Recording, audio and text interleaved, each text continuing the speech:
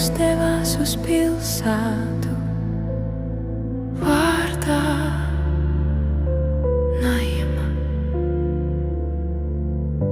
un viņam līdzi gāja viņa mācekļi un daudz ļaužu.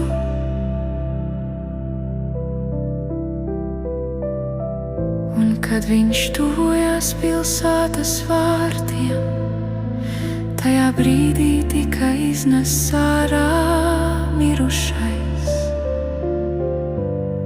kas bija vienīgais dēls savai mātei, viņa bija atraitne.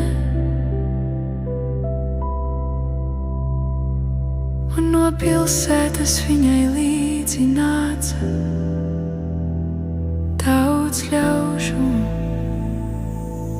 Sievieti redzot, kungs iežālojās par viņu un sacīja tai: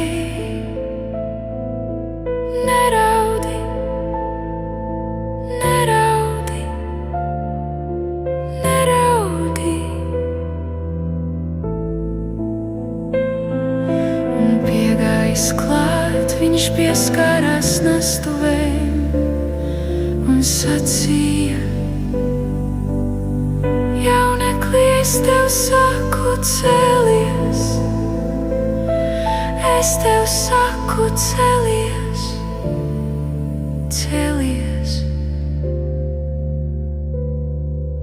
Mirušais piecēlās sādus un sāka runāt.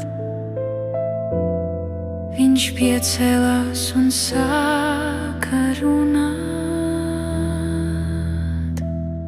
Visus pārņēma bailes, un viņi slavēja